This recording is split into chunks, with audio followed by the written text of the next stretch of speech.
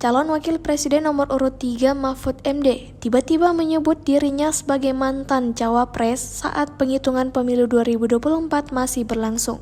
Hal itu ia ungkapkan di akun media sosial TikTok pribadinya pada Rabu 28 Februari 2024 malam. Mahfud seolah-olah sudah pasrah akan hasil pemilu 2024 ini. Dalam unggahan tersebut, Mahfud mengatakan dia dan Capres Ganjar Pranowo mengucapkan terima kasih. Ucapan itu tertuju kepada pihak yang selalu ada untuk kubu 03 atas dukungan yang telah diberikan selama ini. Meskipun begitu, dia mengatakan dalam narasinya perjuangan masih terus berjalan. Karena itu mantan Menko Polhukam mengajak pendukungnya untuk tetap bersama.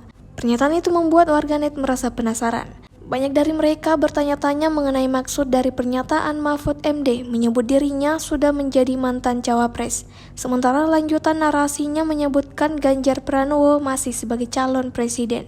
Saya Mahfud MD mantan cawapres bersama Capres Ganjar Pranowo mengucapkan terima kasih kepada semua relawan, tiktoker dan semua pegiat medsos yang telah berjuang bersama kami. Jalan perjuangan masih panjang dan pilihan-pilihan perjuangan masih banyak untuk tetap menjaga cita-cita perjuangan kita. Mari terus bersama. Terima kasih ya. Download Tribun X sekarang.